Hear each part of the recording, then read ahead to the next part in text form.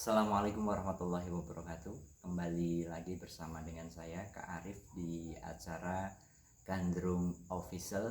Gas terus. Oke teman-teman, pada malam hari ini kita akan membahas tema yang berjudul menghadapi anak di era digital. Tentunya teman-teman sudah tahu bahwasanya anak adalah aset yang sangat luar biasa sekali bagi kita, terutama sebagai orang tua. Bagaimana caranya kita mendidik anak atau menghadapi anak di era yang serba susah seperti sekarang ini. Kita sudah hadir di tengah-tengah kita ya, salah seorang figur dari Bunda PAUD ya. Boleh kenalan dulu Bun, namanya siapa? Silakan. Halo, assalamualaikum. Kenalkan, nama saya Bunda Eka Maharani, biasa dipanggil Bunda Eka. Jadi kalau misalkan mau manggil biasanya juga Bunda Eka, gitu ya. Oke Bunda Eka ya. Bunda Eka ini sudah terjun di dunia kepautan itu sudah berapa lama sih Bun? Nah, alhamdulillah udah di PAUD itu selama kurang lebih 9 tahun ya. Jadi Sudah 9 9 tahun. tahun. Ya. Ngapain aja Bun 9 tahun itu? Bosan nggak sih? Enggak bosan. Soalnya setiap hari kalau kita ketemu anak itu seneng, bawaannya seneng gitu loh. Soalnya kan kita seneng ketemu anak, ngelihat mereka tuh senyum terus nyanyi. Nggak senep ya Bun ya? Nggak. Oh, iya. Terus gimana sih Bunda selama 9 tahun itu di PAUD ngapain aja gitu loh Bun? Nah, Kalau saya udah bosen Bun 9 tahun ngajar anak terus. Oh bosen. Gitu ya. Gimana? Kalau setiap hari, kalau saya pribadi saya, kalau kita setiap hari ketemu anak-anak itu pasti seneng karena apa? Karena mereka itu nggak ada beban. Beda kalau kayak orang dewasa Mas. Kalau orang dewasa kan pasti mungkin punya beban ya. Tapi kalau anak-anak itu enggak. Apalagi kalau anak-anak tuh girohnya, semangatnya ketika mereka tuh mau berangkat sekolah itu pasti bilangnya sama ibunya sama bapaknya itu aku mau sekolah. Apalagi terus kalau yang dikangenin bundanya. Kalau di PAUD kan biasanya panggilnya bunda Mas. Jadi mungkin beda kalau yang dulu panggilnya bu guru. Nah kalau sekarang tuh panggilnya bunda. Oke Bun. Gitu. Bunda selama ini mengajar di PAUD ya. Mungkin teman-teman belum tahu sih PAUD itu apa sih kepanjangannya. Kadang yang baru jadi orang tua ya, yang baru menyekolahkan anaknya itu belum mengerti ya istilah PAUD Bunda. Bisa dijelaskan dulu Bunda, PAUD itu sebenarnya apa sih? Ya. Makasih pertanyaannya. Nah, bagi yang belum tahu, PAUD itu sebenarnya itu pendidikan anak usia dini. Nah, pendidikan anak usia dini itu dimulai sejak anak usia masih bayi ya, itu 0 bulan itu juga pendidikan anak usia dini. Itu sampai usia 6 tahun. Iya. Nah, jenjangnya termasuk kalau kita lihat di taman kanak-kanak itu juga sebenarnya masih dalam lingkup PAUD karena masih pendidikan anak usia dini. Itu Mas. Gitu. Jadi kalau misalkan ada yang bilang sekolahmu di mana? Di TK itu pun juga sebutannya PAUD. Jadi PAUD itu apa? Ada apa saja sih Bun? Satu, nah, ada apa? Itu PAUD itu ada apa saja? Juga ada yang KB atau kelompok bermain ya Bunda ya. Yang kedua apa Bunda? Kemudian bisa juga SPS atau satuan PAUD sejenis. Satuan PAUD sejenis teman-teman. Yang ketiga? Yang ketiga yaitu TK. TK ya. Taman kanak-kanak. Nah, ini juga sebutannya PAUD. Kalau SD beda lagi ya Bunda? Beda. Karena ranahnya sudah sekolah formal. Iya. Ini membahas PAUD ini sebenarnya menarik sekali ya teman-teman ya. Tapi langsung aja kita akan membahas gimana sih menghadapi anak di era digital. Tentunya anak itu kan usia antara 0 sampai 17 tahun ya Bunda ya. Iya. Tentunya dihadapkan dengan era digital yang sekarang ini luar biasa sekali. Menurut Bunda, pandangan Bunda yang selama ini sudah berdikari di dunia kepautan ya, itu gimana sih keadaan seperti ini? Nah, kalau saya sendiri sebagai seorang yang terjun di dunia PAUD selama beberapa tahun ini, itu tuh kayak anak itu juga mengalami istilahnya kayak perbedaan ya. Kalau dulu ketika awal-awal mungkin saya mengajar di tahun 2013 2012 itu anak-anaknya masih lugu-lugu, nyanyinya itu masih banyak yang lagu anak-anak Mas. Tapi kalau yang sekarang itu saya tuh mirisnya, aduh kalau ke sekolah terus ada anak yang nyanyi, ya mohon maaf ya, ada lagu orang dewasa seperti itu rasanya kok miris banget gitu loh. Apalagi kok liriknya seperti yang dewasa. Jadi Cinta, saya sebagai gitu ya, cinta-cinta, jadi rasanya kayak saya sebagai guru PAUD gitu akan selalu memperingatkan gitu loh. Misalkan kalau saya kan biasanya pakai bahasa Jawa ya gitu.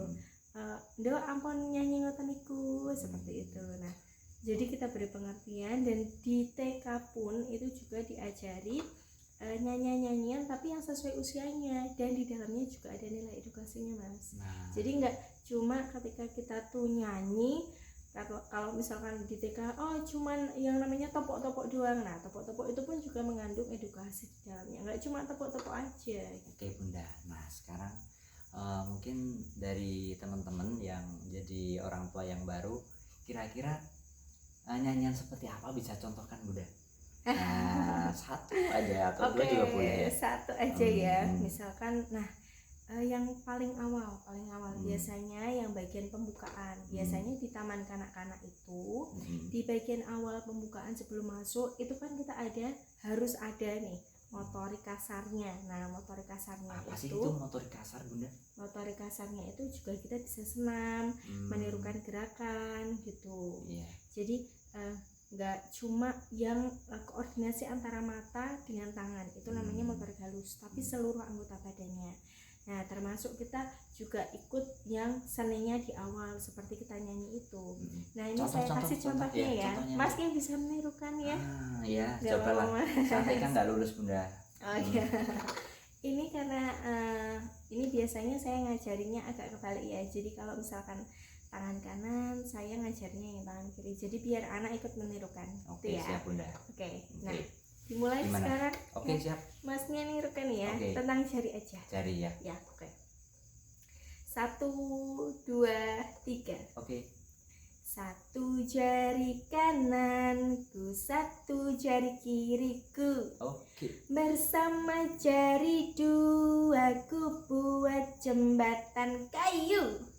2 jari kananku, 2 jari kiriku. Bersama jari 4 ku buat kamera cekrek. 3 jari kananku, 3 jari kiriku. Bersama jari 6 ku buat menara tinggi. 4 jari kananku, 4 jari kiriku. Bersama jari 8 ku buat rumahku. 5 jari kananku, 5 jari kiriku. Bersama jari 10 ku buat kupu-kupu. Ku buat salaman, buat salaman gitu Mas. Oke, hebat sekali Bunda. Tepuk tangan dulu. Gitu ya kalau ngajarin anak-anak ya, pasti senyum deh. Pasti senang. Saya pengen kembali ke dunia anak-anak. Ya, tapi sayangnya nggak bisa ya Mas ya. Aduh. Nanti itu diceng-cengin sama temennya, paling besar soalnya. Apa? Oke, Bunda, tadi sudah kita bahas sih gimana sih cara kita mendidik anak. Salah satunya adalah kita lewat nyanyi ya Bunda ya, di menghadapi era digital dengan lewat kita bernyanyi. Akan tapi nyanyian itu juga harus laras dengan usianya. Betul sekali Bunda. Next, era digital Bunda ya. Era digital atau era purba Bunda? Beda ya Bunda? Oh beda. Gimana Bunda? Udah lewat. Udah lewat. Kalau purba bisa lihat di museum ya, museum Sangiran. Oke, siap Bunda. Deket ya kalau dari sini. Iya. Gimana itu? Era digital itu gimana Bunda? Problematikanya terhadap anak itu. Nah, era digital kayak yang sekarang ini ya. Sekarang ini tuh apalagi banyak sekali anak-anak, apalagi yang masih anak usia dini tuh punya HP. Nah, mungkin pikirannya banyak orang tua Mas yang aduh udah deh anak saya itu daripada dolan nanti saya bingung mumet nyarinya kemana, udah kasih HP duduk. Tapi kan kita nggak bisa Mas mengawasi yang 100% anak itu duduk kemudian dikasih HP, kita kan nggak tahu dia scroll apa gitu kan, dia buka konten apa, padahal di luar sana tuh konten itu juga macem-macem, bahkan ada beberapa konten yang selayaknya tidak untuk ditonton untuk anak-anak gitu loh ya, seperti tayangan yang dewasa atau lagu-lagu yang dewasa, dan itu yang tidak sesuai pada anak. Nah, sekarang ini kadang sebagai orang tua kan sibuk ya Bunda ya, kemudian dengan kesibukannya akhirnya menjadikan HP itu sebagai alternatif untuk bermain terhadap anaknya. Iya kan Bunda ya, itu yang menjadi salah satu pokok permasalahan juga ya Bunda ya. Nah itu cara kita mengantisipasi gimana sih Bunda? Nah banyak banget yang tanya seperti itu. Nah sebenarnya Mas, kita tuh karena kita tinggal dan hidup sekarang di zaman modern yang nggak bisa lepas dari yang namanya teknologi, ya, multimedia, dan termasuk multimedia itu juga membantu kita gitu loh. Cuman harus kita batasi juga gitu loh, dan juga kita harus kontrol. Jadi tidak sepenuhnya kita terus anak kita nggak boleh pegang HP atau gimana. Nah karena apa, dari HP itu pun anak juga bisa belajar gitu, tapi harus dengan catatan kita juga ikut mengawasinya, termasuk kita juga memberikan alternatif lainnya, yaitu dengan berbagai permainan. Kalau saya selama di pendidikan anak usia dini itu dengan berbagai permainan yang ada, misalkan anak itu memiliki bakat yang tertentu, misalkan mewarnai atau yang lainnya. Nah di sela-sela dia waktu sesudah sekolah atau sesudah dia dari PAUD itu nanti bisa diarahkan. Jadi mengurangi ketika dia untuk istilahnya screen time gitu. Begitu ya Bunda. Jadi sangat berpengaruh sekali ya terhadap anak kita ya Bunda ya. Makanya ada screen time itu juga dibatasi buat anak. Selain itu nanti kalau dia terlalu lama untuk pada saat dia nonton HP itu nanti juga nggak baik juga buat otaknya, karena nanti pertama dia bisa matanya sakit, kemudian kelelahan akut. Nah kemudian bisa jadi dia itu terlalu agresif dan juga antisosial. Bisa jadi ketika dia terlalu lama pegang HP kemudian dipanggil sama ibunya, dia akan marah gitu. Nah ini yang menarik nih Bunda, ansos ini ya Bunda ya, ansos teman-teman ya. Antisosial ini luar biasa, ketika anak pegang gadget dengan HP bisa menyebabkan anak itu ansos ya, antisosial Bunda ya. Nah ketika anak itu ansos, dampak secara psikologisnya apa Bunda? Nah itu sebenarnya salah satu yang perlu ditangani ya, lebih istilahnya lebih serius lah, karena anak yang antisosial itu juga berdampak dalam kehidupannya itu sendiri mendatang gitu. Ya Bunda ya. Iya, karena seorang anak itu kalau di anak usia dini ya terutama itu kan yang dibentuk itu kan karakter anak. Jadi bukan secara akademik anak ini harus pinter, mohon maaf misalkan harus pinter calistung, itu enggak, tapi dalam pendidikan anak usia dini itu yang dibentuk karakternya. Nah ketika karakter itu sudah kuat, nanti secara akademik dia pasti akan mengimbangi. Tapi yang karakter itu juga berkaitan dengan sosial. Nah termasuk yang tadi itu dari ansos itu tadi, kalau misalkan seorang anak ansos atau dia antisosial, nah itu berdampak apa? Pertama, dia tidak bisa mengontrol emosinya. Nah emosi dalam hal ini dia bisa cenderung lebih cepat marah, dia tidak bisa mengontrol bagaimana dia untuk menyelesaikan masalah, kemudian dia juga sulit untuk bergaul dengan yang lainnya. Nah itu kan harus juga diatasi. Salah satu peran yang penting yaitu dari orang tua. Kalau misalkan semua dilimpahkan ke guru, ke sekolah, itu tidak bisa, karena guru pun hanya beberapa jam di sekolah. Sedangkan yang lebih banyak waktunya itu adalah peran orang tua, apalagi keluarga itu sendiri. Oke, itu ya teman-teman ya. Jadi dampaknya sangat signifikan sekali terhadap anak, terutama di sosial emosionalnya ya teman-teman.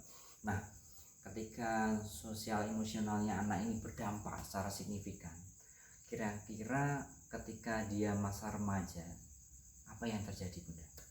Nah itu pertanyaannya sangat menarik.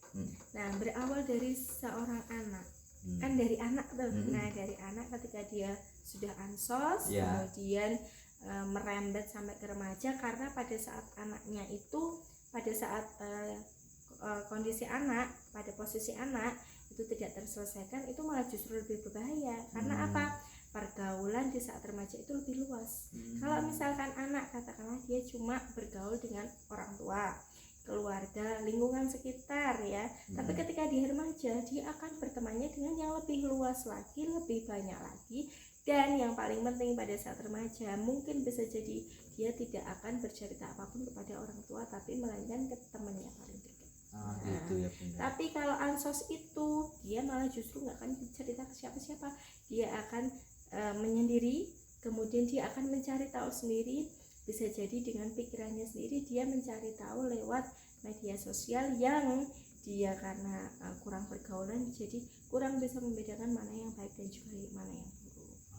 Dampaknya sangat luar biasa sekali ya, Bunda, luar biasa, makanya pendampingan orang tua itu sangat penting gitu ya.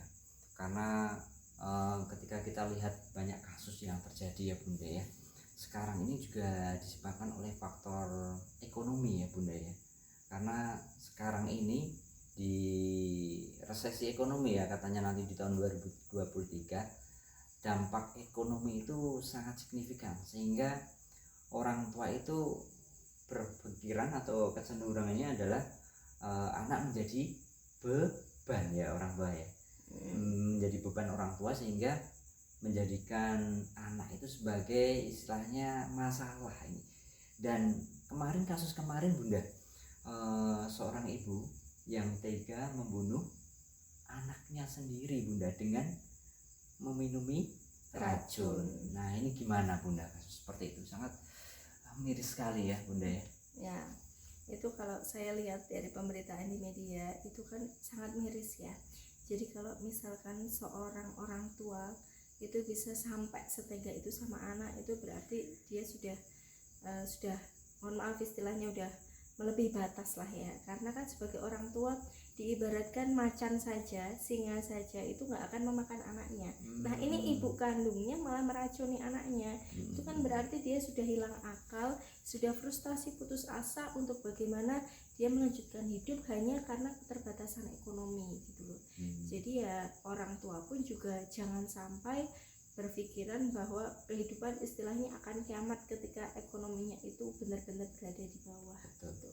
Karena kuncinya kan kita sebenarnya iman dan takwa gitu. Iya Bunda. Istilahnya ya, makanya kembali lagi ke pendidikan anak usia dini itu penanaman iman takwa di pendidikan anak usia dini itu sangat penting gitu loh. Jadi termasuk di sekolah dia mendapatkan ilmu itu, di rumah pun juga diajari seperti itu. Nah, oke Bunda.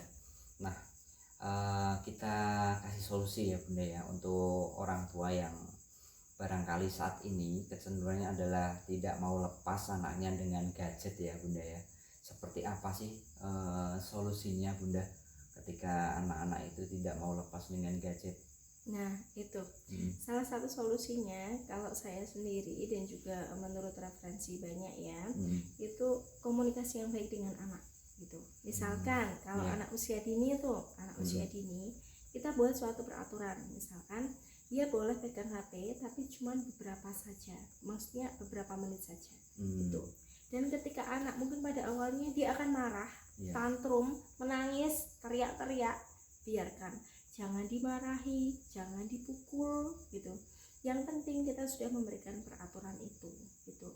Misalkan iya Dik, kamu boleh pegang HP tapi cuma berapa lama gitu. Jadi dia boleh melihat dunianya, tapi kita juga tetap mengontrol itu dan kita batasi. Nah itu salah satu komunikasi yang baik dari orang tua ke anak. Dan saya yakin jika itu secara kontinu dilakukan, menurut referensi yang saya tahu dan saya juga terapkan kepada anak-anak saya, itu bisa berhasil. Jurus itu ya Bunda ya? Jurus itu, iya. Tapi satu kuncinya Mas, yang penting kita bertutur kata itu yang baik, tidak memaksa, tidak membentak, tidak menghentak, dan juga tidak berbuat kasar. Tidak memukul ya Bunda ya? Enggak boleh memukul ya. Oke, itu salah satu solusi ya teman-teman sekalian. Bagaimana solusi kita menghadapi anak ketika kita bermain, anak itu bermain gadget ya. Karena luar biasa sekali ya dampaknya ya Bunda. Iya, luar biasa sekali itu. Ya, oke Bunda. Sekarang kita lanjut Bunda. Kalau misalkan tadi disebutkan anak itu kena yang namanya tantrum. Iya. Nah, tantrum itu tadi gimana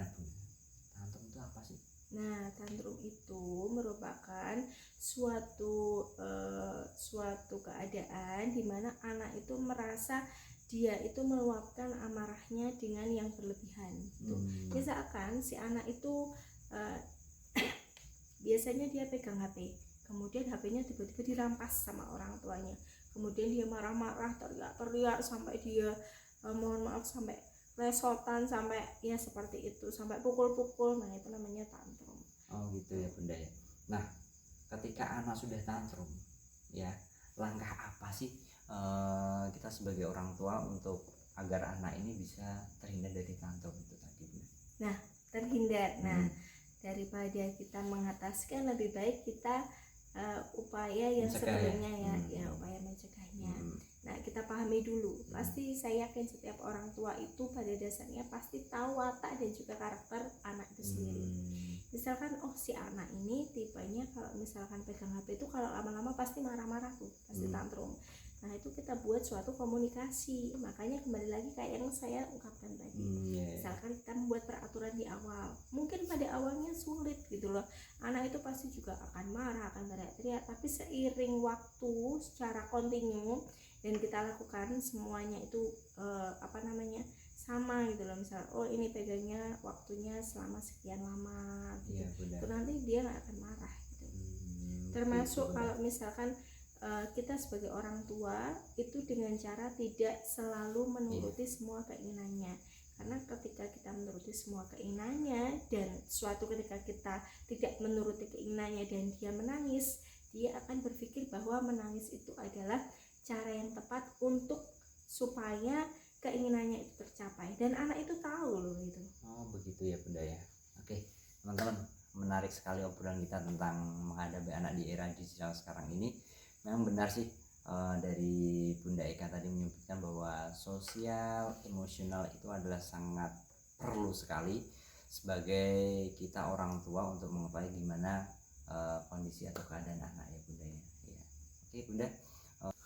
Oke teman-teman, kembali lagi ke Gandrung Official, gas terus. Ya tadi kita sudah membahas panjang lebar ya Bunda ya tentang menghadapi anak di era digitalnya. Sekarang yang menjadi akhir dari diskusi kita pada malam hari ini adalah kesimpulannya atau konklusinya, gimana sih Bunda tips-tips ya sebagai orang tua untuk menghadapi anak kita di era yang serba susah seperti ini, serba digital seperti ini. Tipsnya apa sih Bunda? Nah tipsnya ya saya ada sedikit tips. Nah tipsnya intinya kita menjalin komunikasi yang baik antara orang tua dan juga anak. Tuh. Jadi sesibuk apapun orang tua tuh harus tetap berkomunikasi dengan anak gitu loh. Dan anak itu tetaplah seorang anak, bukanlah seorang dewasa dalam wujud mini gitu loh. Jadi anak dia juga memiliki rasa ingin tahu yang besar, rasa ingin mendapatkan kasih sayang dari orang tuanya. Nah makanya sebagai orang tua kita juga harus tahu proporsi anak dan juga hak-hak anak di situ gitu loh. Jadi komunikasi yang baik, pasti saya yakin anak itu akan nurut sama orang tuanya. Bisa dilihat kalau misalkan anak dengan orang tua, kalau misalkan kurang komunikasi, pasti anak akan juga berbeda gitu loh sama anak yang mendapatkan komunikasi yang baik dengan orang tuanya. Saya tambahkan ya, barangkali sebagai orang tua selain komunikasi yang baik Bunda, barangkali kita sering memberikan pujian. Pujian itu sama anak, karena pujian itu akan membangkitkan rasa percaya diri terhadap anak, sehingga anak itu semakin pede ya Bunda ya, semakin pede, dan dengan kepedean itu dia semangat melakukan hal apa saja yang baik tentunya itu ya Bunda. Kemudian saya tambahkan lagi ya Bunda ya, tips yang ketiga Bunda ya, kita sering ketika anak memberikan sesuatu yang baik atau dia telah melakukan suatu hal yang baik, maka kita apresiasi dengan memberikan hadiah. Memberikan reward ya. Biasanya anak itu tambah senang ya. Walaupun itu permen satu butir ya, satu ekor ya Bunda ya. Satu buah. Walaupun permen satu buah, itu akan menjadikan hal yang positif bagi anak. Ya, karena reward anak itu tidak memandang apapun bentuknya. yang penting dia diberikan sama orang tua dan dia merasa senang. Ya, Masya Allah, gitu ya Bunda ya. Masnya hebat sekali. Iya. Ada lagi tips barangkali selain tadi komunikasi yang baik, kemudian kita memberikan pujian, juga reward. ya memberikan hadiah atau reward, ada lagi Bunda kira-kira apa sih untuk menghadapi anak di era digital ini, ada lagi nggak Bunda? Nah, sebenarnya itu sudah bisa menjadikan acuan. Kalau orang tua yang lain mungkin ada beberapa hal yang mereka memiliki cara sendiri-sendiri untuk bisa memberikan sesuatu kepada anaknya gitu ya. Nah, insya Allah teman-teman kita nanti juga akan berdiskusi lagi tentunya bagaimana cara kita menghadapi anak di era digital, nanti di lain waktu dengan narasumber yang fenomenal yang lain. Di sini tadi sudah sangat fenomenal ya Bunda ya, sudah kurang lebih 9-10 tahun ya berkecimpung di dunia kepautan ya teman-teman ya. Semoga ini bisa memberikan manfaat yang baik tentunya untuk teman-teman sekalian, khususnya untuk orang tua yang saat ini sedang belajar. Kita sama-sama belajar untuk bagaimana cara kita menghadapi anak di era digital. Oke teman-teman, cukup sekian, nanti kita sambung di lain waktu. Gandrung Official, gas terus. Terima kasih. Assalamualaikum warahmatullahi wabarakatuh. Waalaikumsalam warahmatullahi wabarakatuh.